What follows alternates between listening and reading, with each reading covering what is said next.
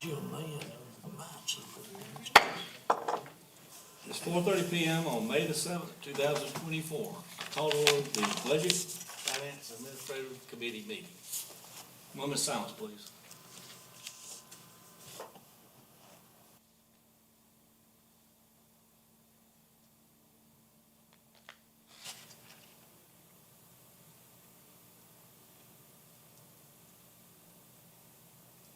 Mr. Root? Yes, sir. Pray with me if you like to. Father, you are good to us all the time, even when we don't appreciate it or know it, but you're faithful when we're not. And I thank you for that. And I pray for that faithfulness tonight during this meeting, that you would guide us by your goodwill, guide counsel so they'd make decisions that are pleasing to you and good for this county. I pray in your name. Amen.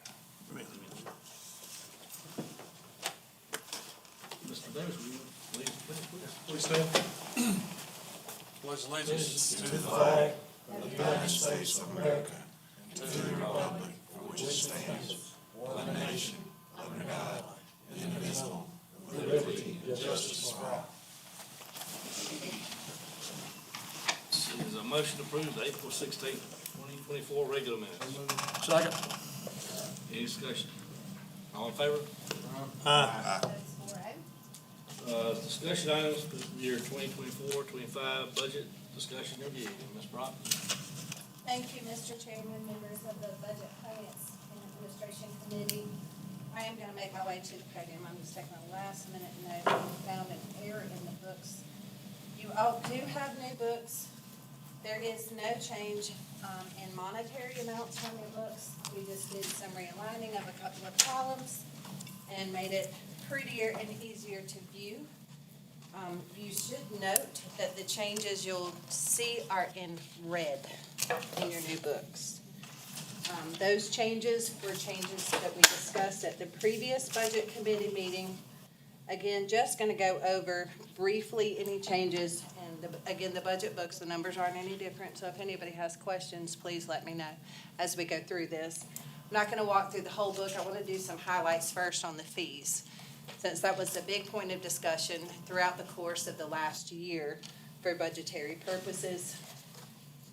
I met again with the planning director, Mr. Coley, I believe is here. Awesome. Page 25 in your new book, the page numbers line up, Liddell? Okay, this should be exactly the same, so new or old. We did make some additions. You didn't send the new book? Can't see the red. Ah, there we go. I can't see the red because the red is tiny. There we go. So as the planning department continues to do plat and plan reviews, sketch reviews, and preliminary reviews, both for commercial and residential structures, James and I have met several times, and this is the only change that's in the budget that you're looking at here, about the fact that the planning office is, one, a 4-person office and does house code enforcement as well. That once that planning process begins, the planning department, the planning director specifically, is almost responsible for every step of every sketch or preliminary plan that comes through, and it's both costly and time-consuming.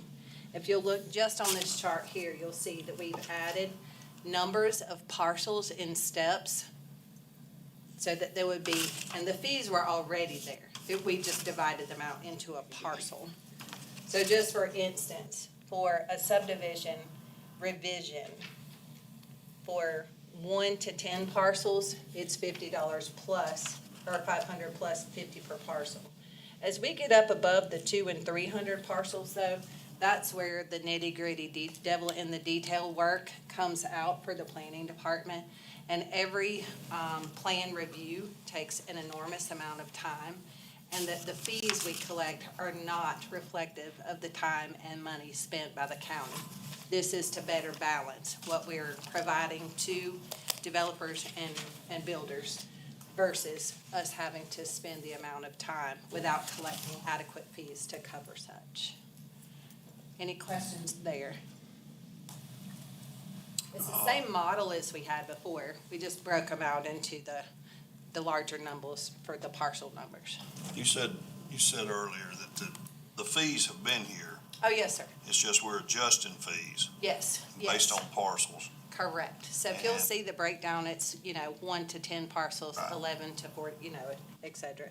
So how do these compare? I know we may have spoke of this, but how do these compare to, say, Anderson, Greenville, We're more in Pickens? line. More in line. Yes, sir. Okay. We are more in line. That's great. What page did you say it was? I'm sorry, Mr. Hart, it's page 25. That's what I had. All of the new fees are in red. Where you'll see before, we had 250 plus 15 per parcel. That is now 500 plus 50 per parcel. So we're getting way closer in line with market for one, but with our counter counties for two.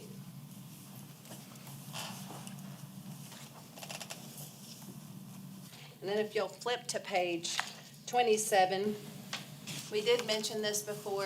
It was originally in the budget. Jen, if you could scroll down to the bottom of the page where we have a little bit more red. We broke out a little better the tipping fees for in-county and out-of-county waste for solid waste. In-county is identified on those top two rows, and the out-of-county is identified again in red. So essentially, the in-county and out-of-county difference is $10 per ton for commercial or residential haulers that pick up from other counties.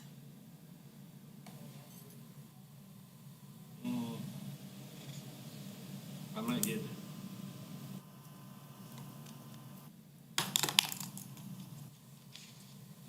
Let's see, are we talking about tipping fees, or what are we talking? Yes, sir. The MSW transfer station tipping fee, the in-county rate is 65. The out-of-county rate, 2 columns below, 2 rows below, is Okay. 75. Got it. So we have a residential and a commercial rate. And we simply added $10 per ton to all out-of-county waste. Now, we are required by DHEC to accept the waste, but we had $11 per ton increase for hauling to Homer, Georgia. So the $10 per ton for out-of-county waste doesn't even entirely cover, but we want to make sure we're not bankrupting any of the small businesses picking up these waste. I don't think you're out of county going, I wanted to bring that up because I know we had an increase there. I think your out of county at least needs to be 80 to cover our cost, because that cost comes back to the citizens. So I'd like to see that at least go to 80 for, For both residential and commercial? I'll make, do I need a motion for that? I'll make a motion. I'd even go so far as, and I like the $80, like to cover the $11 shipping. But for commercial, I don't know so much as we don't maybe need to go to $100 a ton on it. I would be afraid to go to, for it to be that vastly different, because then it can be, I think it'll make, we're going up anyway. I'd be afraid to go up like 65 and 100, just because I think you're, I think it'll force more people to go do the wrong stuff. Where if we're $20 more or $15 more, I think they'll just do it. So my worry is that if we went up to $100, you're gonna have people skirt by us, or do their best to skirt by us, because that's a lot. Like if they're doing 4 tons, which isn't that, No. their trucks come in there 5, I wouldn't say they're 5-ton trucks, about 4 ton, For commercial or residential? commercial. Commercial can be up to 14. They're large trucks, and most of the commercial haulers have compactors inside the trucks, or compactor units from the commercial business where they're picking My up. fear would be, is that, I think we need to incrementally do it, because I feel like if we go way too far out, I feel like, because there's commercial guys that do stuff in Oconee County? Because this would be, if they're doing a job in Oconee County, how would they just have to show that on the paperwork? It operates on the decal system we currently utilize now. One thing I'd like to discourage commercial haulers. If there's large subdivisions going up and there's a lot of debris that has to be brought in, then we need to be compensated for it. So those are two different, if I'm understanding correctly, and let me ask a question to make sure I am. So for subdivisions and debris, that would be considered C and D, which is construction and demolition waste, or LCD, land clearing Okay. debris. That would go to the landfill. The MSW is what you would consider household waste. Okay, So the commercial component of that would be, think a restaurant I got you. or a business, say like Well, then Hobby Lobby. I'm Look in, at doing 20, let's do $20, which is 85. I'm in agreement with that. For residential or commercial? For Or both- just out both of county? those, take them from 75 to 85, and then the C and D from 45, from 55. That'd be two changes. So it'd be to take the tipping fee residential out of county, to 85, and commercial to 85. And what was the number for C and D On that, out of county? I would do 20 and 20. That'd be 55 and 55. So that's I'm sorry, I don't think I understood that. so on both of those that you got in red, Yes, sir? are you changing the in-county? So the in-county would be 45, the out-of-county would be 55. 55, Because you're taking that 35 to 45 anyway, right? correct. Okay. So unless you want to do 20 there, that'd be 45 and 65. I'll be okay with that. Yeah, that sounds So reasonable. let's do commercial out of county, $20 more than in county. Okay. Is there a second on that? Second. Any discussion? Yeah, let's go over that again. I got 65 and 85, is that correct? So the residential out of county is going to 85. That's your first red right there. Your commercial out of county, 85. And then your commercial C and D landfill tipping fee, commercial out of county, 55. What was that? Did you say 65 or 55? 65. I'm sorry. 65. 65, I'm sorry. That's what I got written down. Okay. And that's for the landfill, Mr. Hart. The commercial in county The stays, last one for C and D. commercial in county is 45. We're not changing, you're changing that to account for what we're being charged in Homer, but you're not. So C and D, we don't take to Homer. C and D is just an increase in processing cost. Yes, that's just an increase in processing cost. The landfill, as we all know from the last law enforcement committee meeting, has taken a little over 45,000 tons a year, where compared to 30,000 tons in previous years. We spent a lot more money on manpower and a lot more money on maintenance on equipment and a lot more money on fuel. Well, And the last increase for C and D, just FYI, was in 2008. and the good thing about this, I guess are we in discussion? Yes. Okay, sorry. I guess the good thing about this is we're doing things, making it easier in the C and D alone. I think the road has helped. I know it's not perfect, but it's better than just driving over trash, so I appreciate that change. Yes. We're adding the additional scales to the Yes. in and out. Maybe we won't get guardrails tore off so much, which will help. So I think, moving forward, we're good. I saw the grinder was working full speed ahead Yes. on there.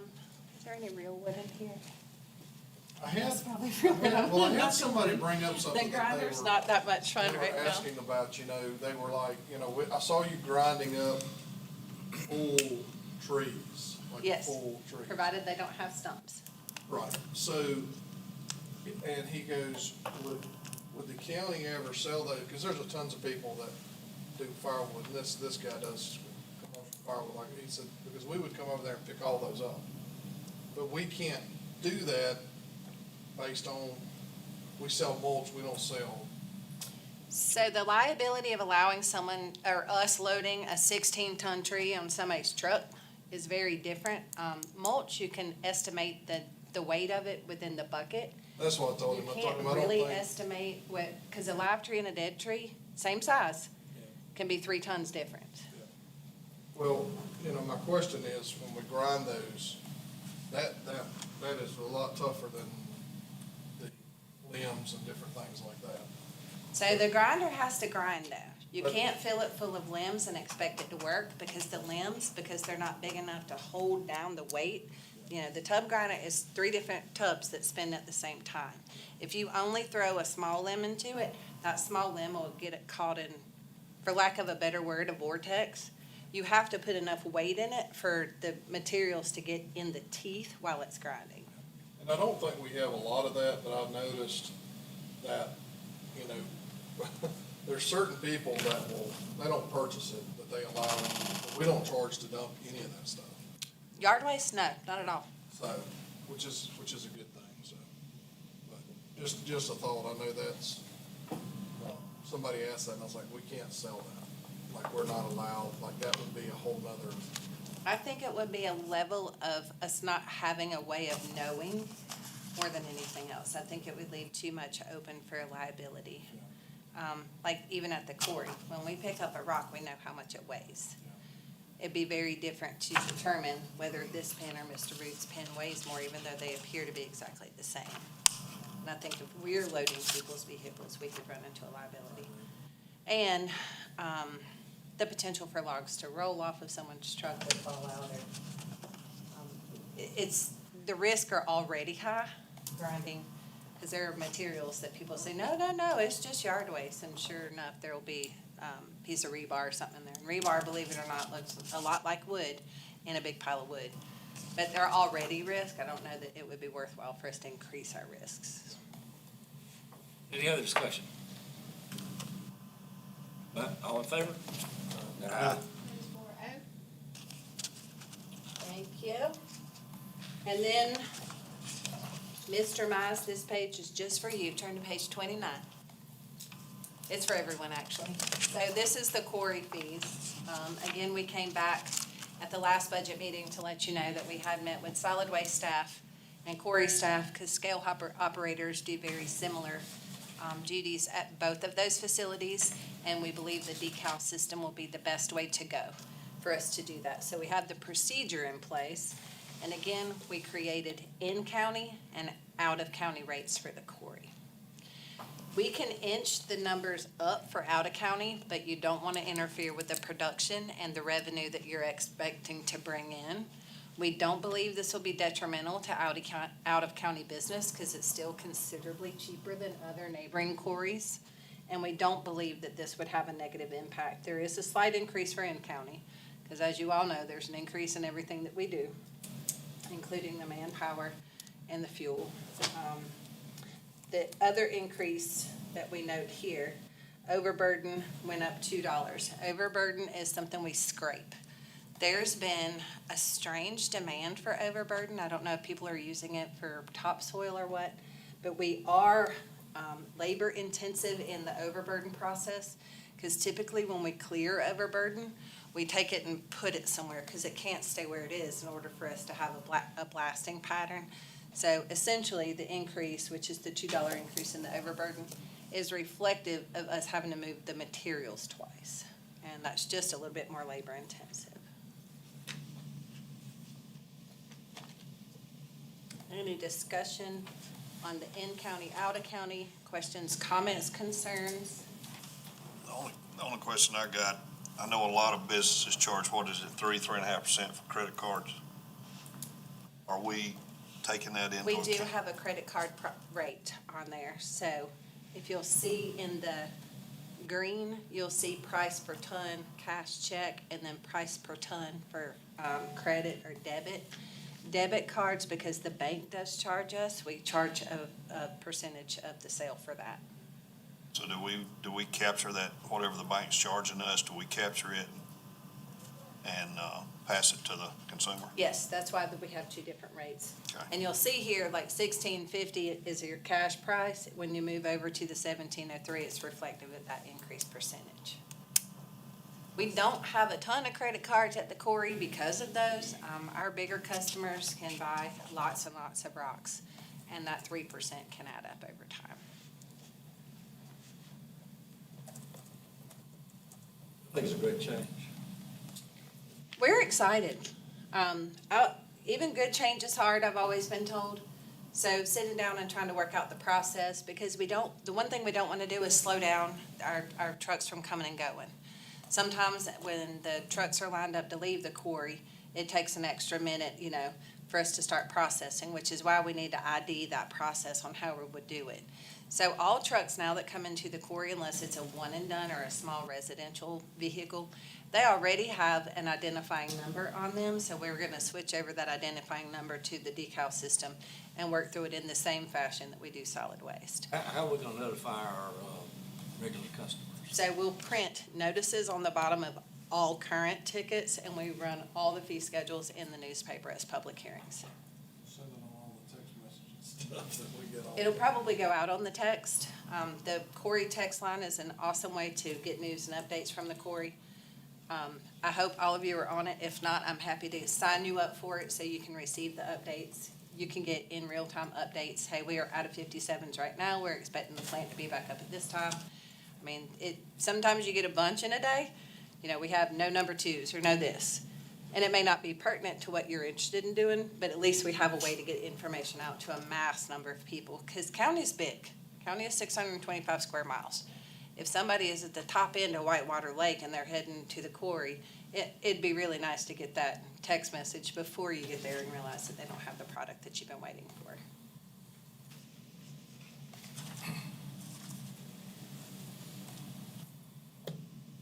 Any further questions on fees? No other further questions? If y'all want to or need to, I'm happy to go through any of the pages for the general fund. These are the 10 fund departmentals. I believe we went through the highlights of each of these during our last meeting. If there's any questions about any of that, happy to do so. But I do want to talk about, does Jen have this? Perfect.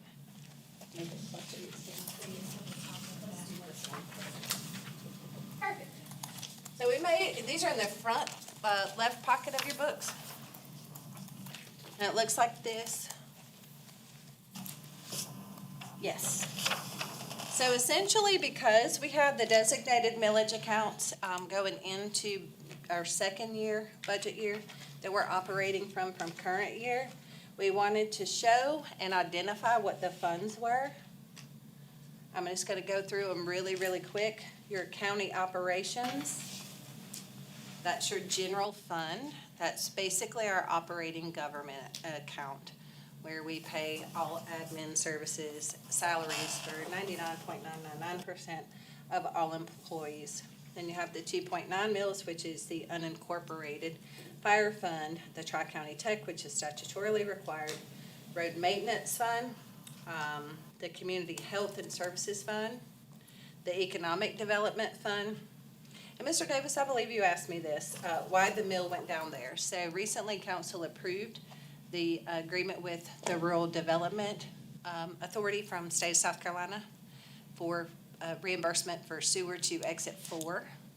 That economic development money goes to that economic development fund. The amounts anticipated for the next 2 years is $600,000 per year, which is very similar to the value of a mill. So that 1 mill goes back to your operating fund. Economic development will still be funded at the same dollar amount, it's just not at the same millage amount. The Bridges and Culvert Fund, Capital Vehicle and Equipment Replacement Fund. Yes, sir? Whoops, So, I didn't even get 2 shots. no, that's fine. I don't want to interrupt you. No, I talk fast because I'm drinking coffee. On that millage that we're moving, that used to be in general fund, and we moved the mill to economic development last year, now we're moving it back in. Where is that mill going in the general fund? Is that under the wage and compensations? Is that where? It will, so the general fund isn't broken down to use by mill, but for the implementation for the comp and wage study and to address the sheriff's department compression, we estimated $2 million and that mill was needed to cover that full amount. Yes, sir. This year's a new fund for the Fire and Emergency Services Capital Vehicle and Equipment Fund, which is gonna end up being a lifesaver as well.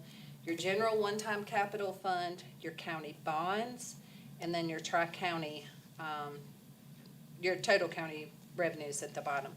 So I wanted to highlight the total county tax revenue portion here, because that number, if you'll see the total other revenue in the column, in the row beneath there, is the 49,126.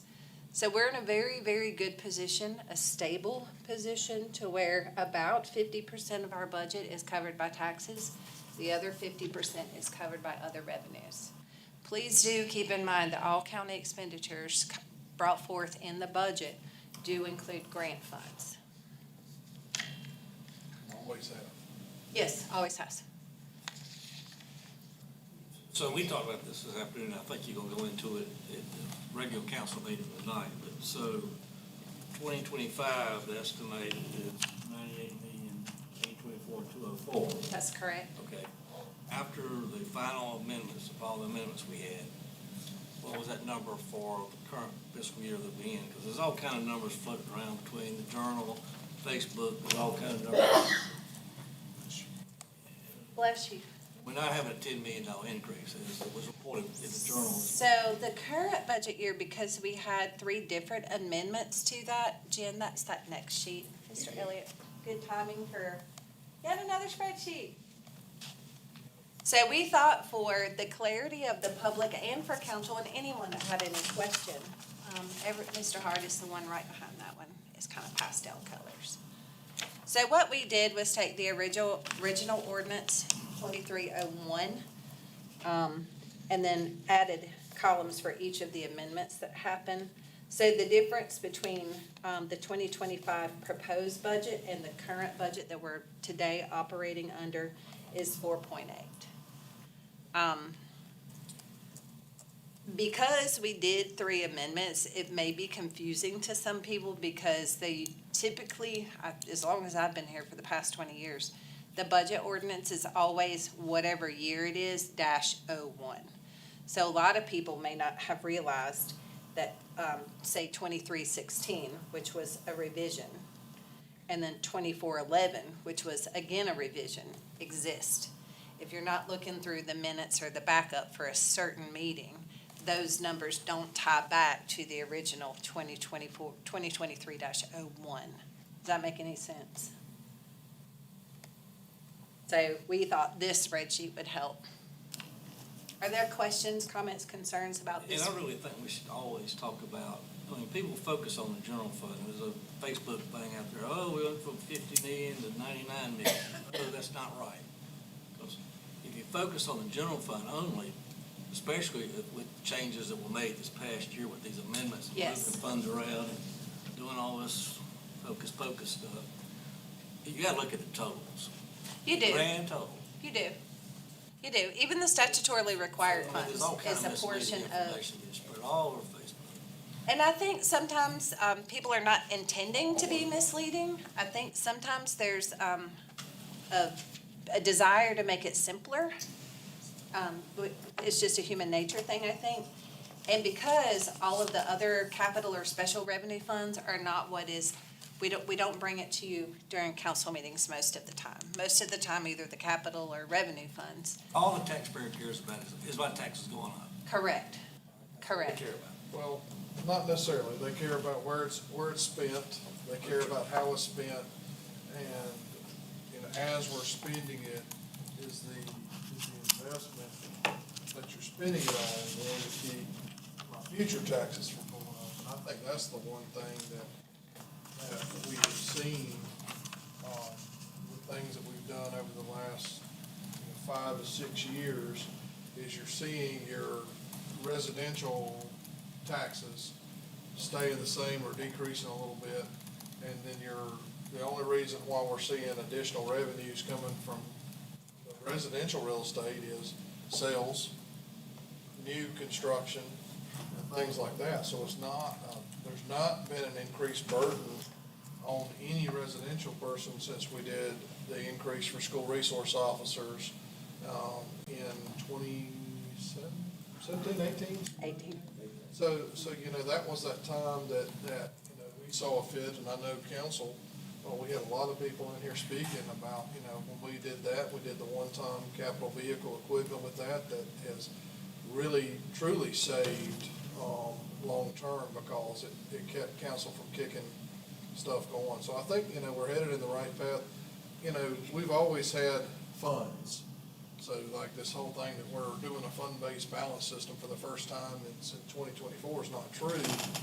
We're moving different things out of the general fund. My fear is, from an audit standpoint, it's difficult to try to figure out who went where. Whereas the general fund for years would see, 42, 45, 47, 53, 61, moving forward to, I think we're gonna be another 65, maybe, is that what? 63, so 63, 751, and I'm sure once we get the, wage and compensation, I can't see how that's not gonna be higher than that, but, if that's the case, then we should have stayed with the original stepping scale that was there, because that seems to be a similar number. But like new positions, where's new positions for There this are year? no new positions in the recommended budget. Even though like 4 policemen were put Oh, full? we had 2 pages of requests. So none of that, There's not one new position in this budget. and that is, would you say that's because of lack of money, or is that because of this? So we can't hire our standard 4 policemen that we have kind of always stayed with to kind of keep that where it's at? There are no new positions recommended in this budget.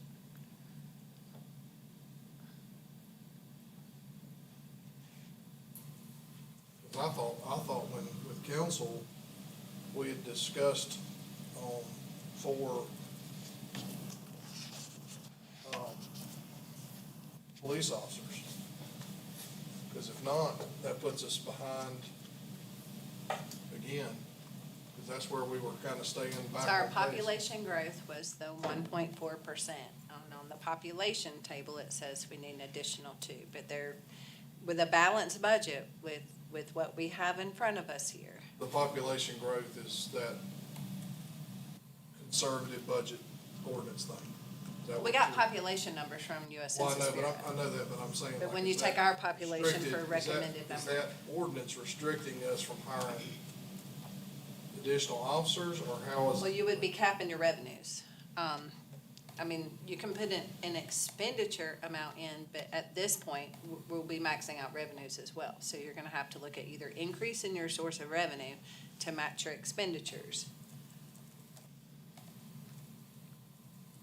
And is that because money has been moved out of the general fund that normally used to be used for that, like the one-time capital that was created? I know like we use that, we just started that, so we'll. I think there's a potential for that, yes, but it's almost hypothetical to say. So the capital request fund, if you'll see in here, we're collecting the 1.32 million. Right. But we also have capital expenditures in this fund that need to be addressed as well. I think what's the shift is we have made a priority to kind of do more than one thing at one time, and the funds allow for establishing a base for that fund, where it may provide a limitation here, where next year, the general fund may be in excess and allow for an increase in expenditures by facing an increase in its revenues. And then those ones would be capped at whatever millage they're capped at. But this would be the first year that we haven't added at least one officer in, what, 5 years?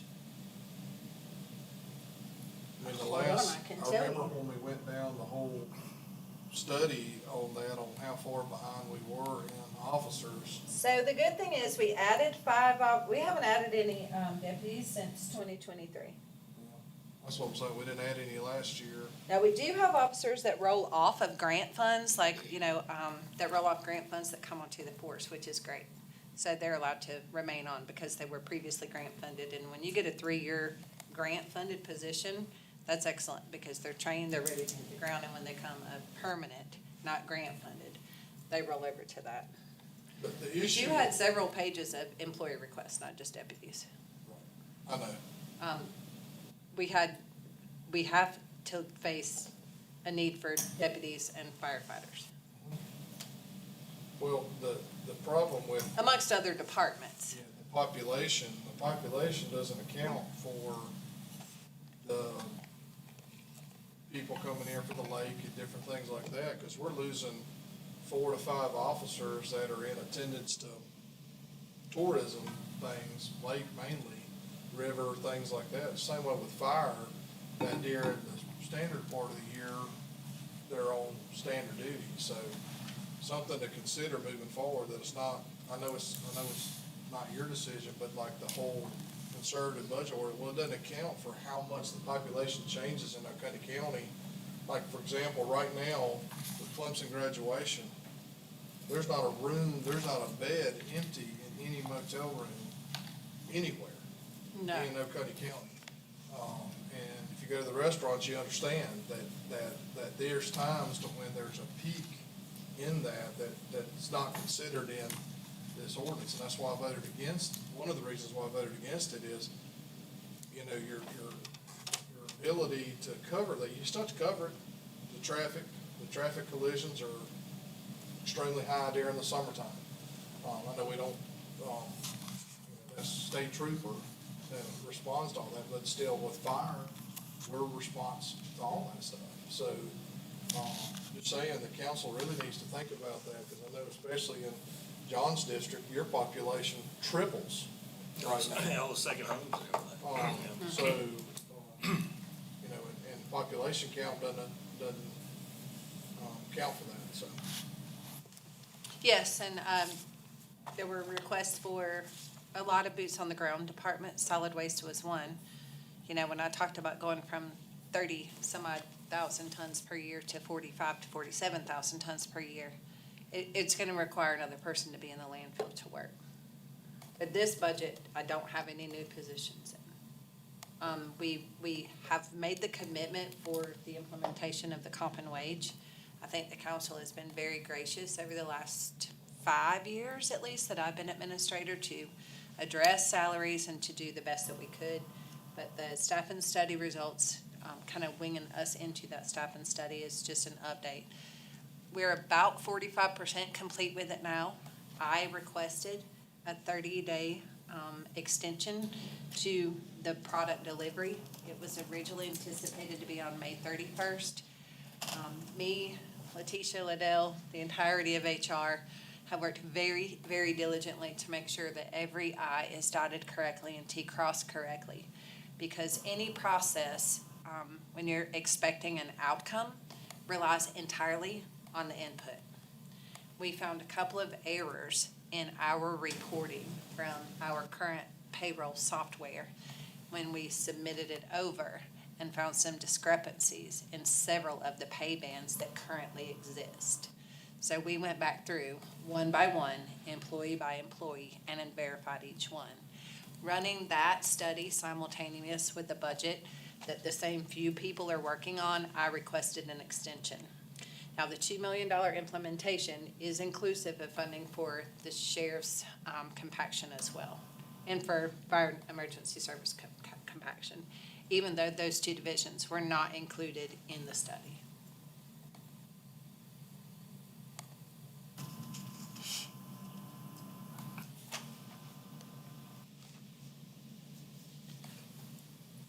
I guess the second page of this, you've got, what I was asking for, I guess, last year was 93,995,797.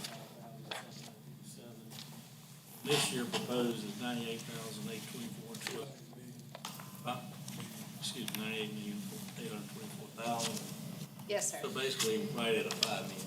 Yes, yes. The difference on the very bottom shows the difference between all of the budgets. And again, I don't want to say that anyone is intentionally doing anything.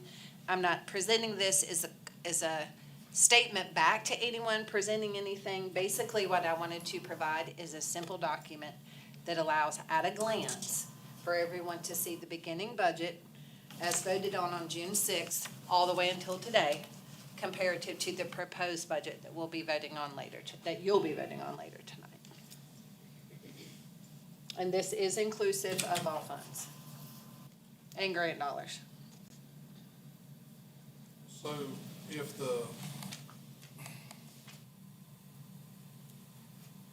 I know it's new to y'all, so the ordinance that was passed, how is that restricting your budget, how you would do the budget this year? What is the, We are very adaptive. We can figure it out. So the restrictions are basically, I think the easiest way to identify how the restrictions would, or the restriction, the expenditure restriction would come into play would go to your general fund summary tab, which is page 1 of your budget book. And simply because we knew that our allowable percentage increase, being in compliance with the ordinance, was 5.44%. You'll see the little blue boxes just beneath your numbers there on the revenues, just above your chart. The millage increase, the millage rate increase limitation is your 5.44%. We knew that we had to remain inside that number, worked diligently with every single department, some multiple times. Large departments you have to meet with several times, because large departments have expenses at a glance you think you can cut, but when it comes to the personnel and what the function of that department is, you're careful to make cuts. For instance, we don't want to cut money from firing range. We want to make sure all the deputies and law enforcement are capable and ready to have firearm training. So you just be careful in where you make your cuts. Establish your list of priorities and try to make it fit into that without going over.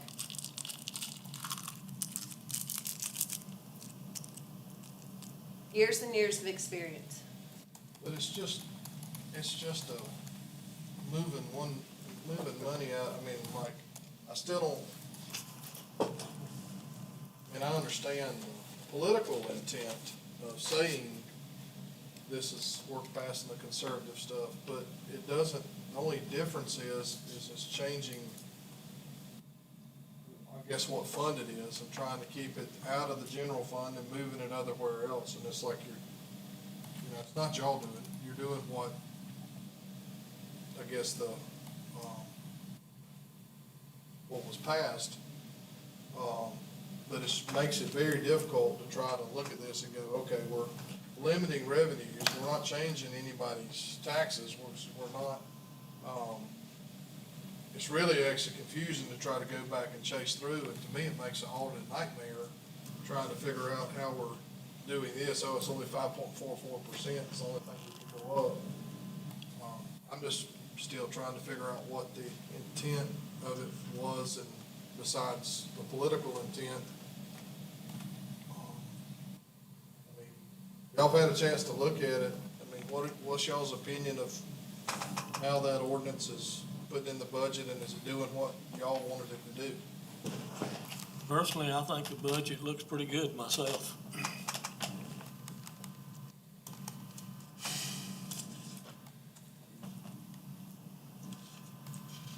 I'm good with it.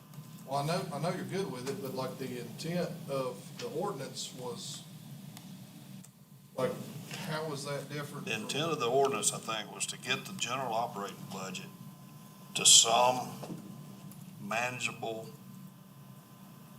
value.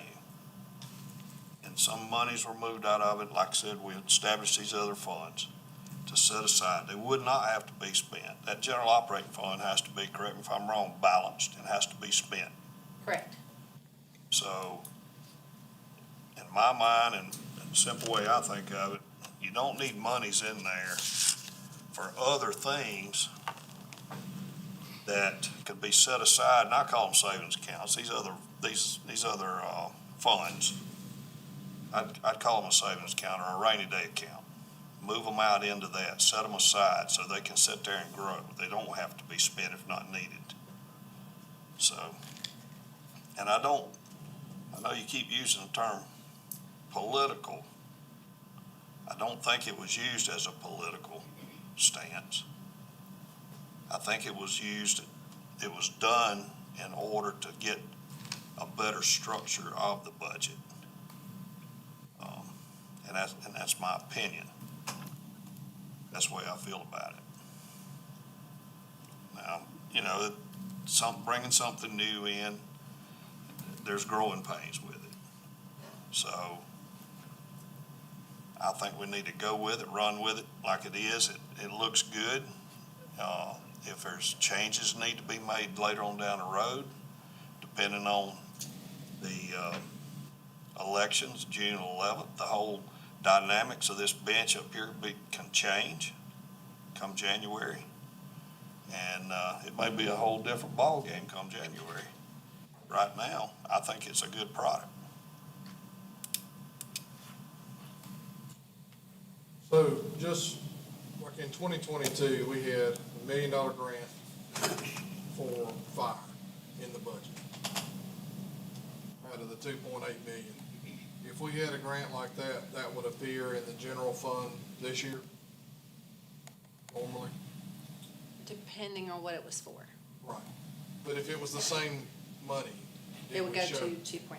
Yeah, so it would show Or your two. other finances. Or so what I'm saying is, there's times that you're gonna see growth in the general fund that's not taxpayers' money.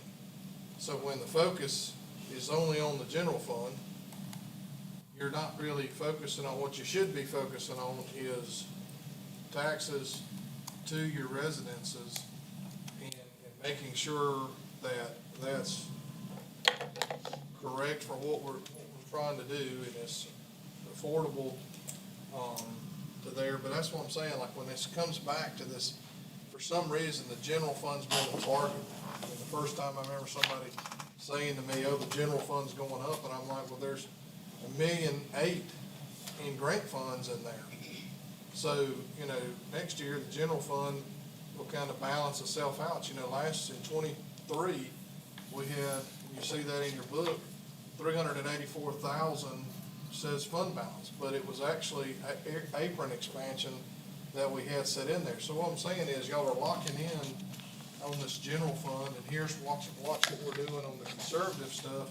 But all of that money is sometimes grant money. If we have $5 million that comes into grant money for sewer, it might appear in the general fund, but it doesn't mean the taxes from the residences are going up that amount of money. I'm just, like I said, just trying to throw this out there because I'm learning this whole process together that with this whole budget thing, oh, we can only go up 544, so we gotta move this over here and move this back. It just, 5 years from now, when somebody looks back, it's like, well, what happened this year?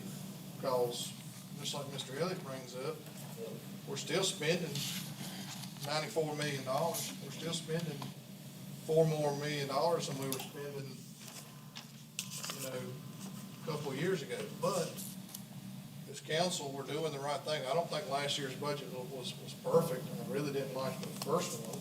But, you know, the amendments were a little weird, and it's kind of mapping that out. This year, I think we're headed in the right track where we won't be approving something just to approve it. We'll actually be working it out. That's why I'm asking those questions. I'm not trying to, because that ordinance is just a piece of paper. This is real numbers that we're working by, which is why it's important to get it right. And if you don't have 4 officers next year, I mean, let's just say, you know, you're on it regardless. Mr. Elliott's on it regardless. I may not be here, Glenn may not be here, we may be here. If you don't add officers today, you're gonna get in the world of, we didn't add them last year, we're not adding them this year, we're gonna be behind. And that's where we were at, I can't even remember, I have to go back and look, I don't have my book, how far behind we were on, officers. And we've done a great job with it. I'm just saying, like, you can't ignore these certain things, cause it'll catch up to you. And when it catches up to you, that's when you have to put a tax increase in. And you're like, well, we should've looked at this, we should've looked at this. And so, you know, road department, I think road department asked for, what was it, 2, I can't remember. But we have a lot of places that we have a lot of needs. You know, we could spend $1 billion in roads in this county if we could get people to pave them. You know, I'm just saying, as future councils, whether I'm here or not, be cautious about, especially in law enforcement and fire. If you get behind, it costs you twice as much to catch back up. So, thank you, Mr.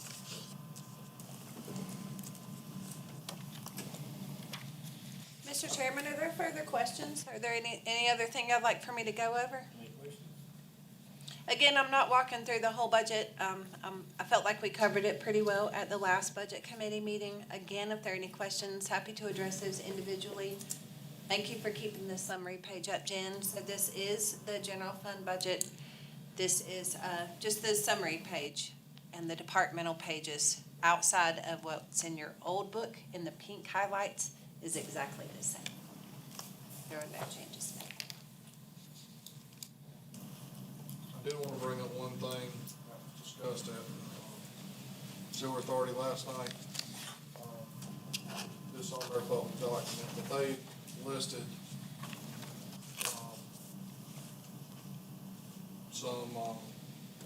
talk about the sewer south, and this is on their slides, I'm reading directly from their slide. It says, we do anticipate normal growing pains with the startup of the new system. We also anticipate cannot prepare for issues related to lack of flow, such as hydrogen sulfide gas due to long retention times of wastewater and wet wells and force. They have serious consequences, and it was talking about their engineering evaluations. And it says, we'll also have other operational costs such as predictive cleaning of gravity, address solids, and lines necessary to prevent backups. I think Brock can touch on this a little bit. Agreement with Oconee County for a fixed annual amount for labor to perform management, operation, and maintenance activities associated with the systems. This should not include other non-labor items. Staff recommends pursuing this through discussion and negotiation with county officials to be implemented. And it says, how does WO&M and other wholesale funds charge for their treatment facilities for retail sewer? It's not included in the budget. So it was one of the things I kind of brought up, and I've brought it up to council before, is that council needs to set aside funding for this project and maintenance and stuff moving forward. This budget, unless it's in there somewhere, doesn't have any millage or anything for any kind of So, there. on page 89, yes, sir, we do address the maintenance and operation for Sewer South currently. It's based on the average of expenditures. Mr. Eliezer and I have emailed back and forth. I would not, under any circumstances, recommend designated millage.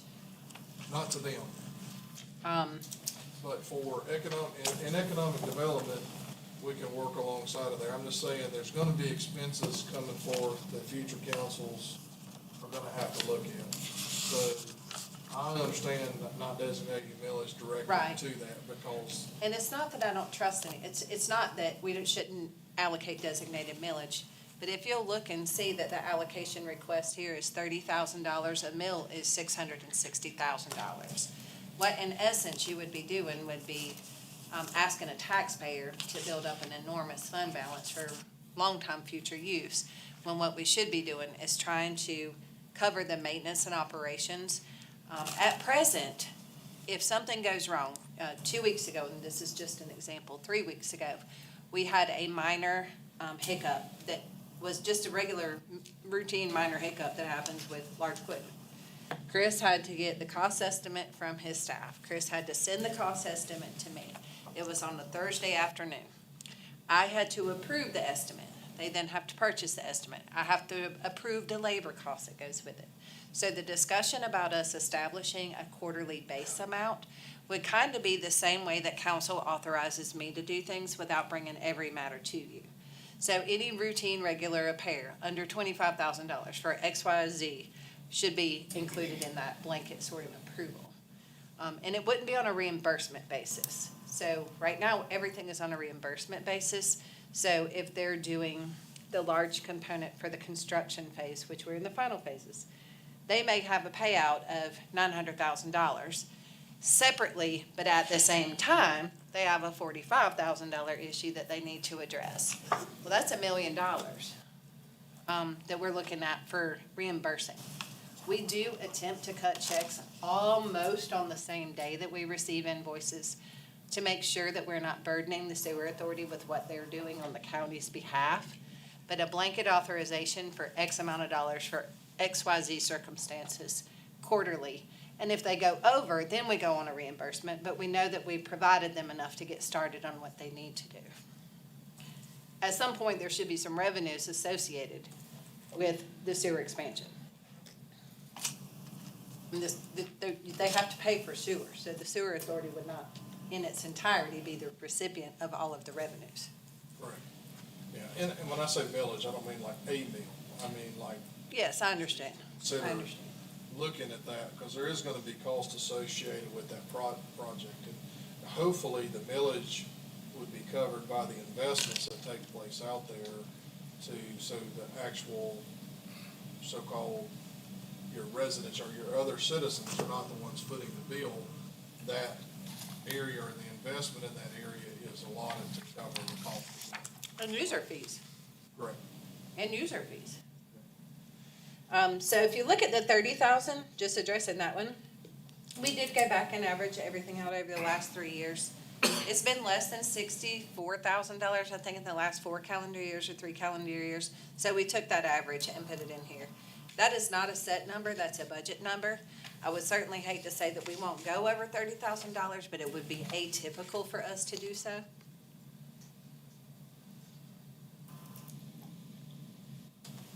And in that page, the 725 that was in the amended 2024 budget got moved to the recommended. Was that just because the payout didn't occur in 2024? On that 90 of plus this, What page, sir? I'm sorry. well,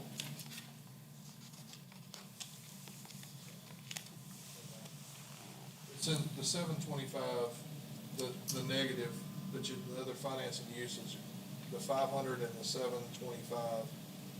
Oh, the transfer at the bottom to the PRT fund. So originally, the Destination Oconee and Economic Development shared a fund, and it was 2.3 mils, and they were together in one fund. When we separated the fund out, the allocation was for each one of those to receive their portion of the fund balance that existed before separating those two funds out. You're welcome. That's a good catch. Good. Is a motion to adjourn? Make a motion. Second. All in favor? Aye.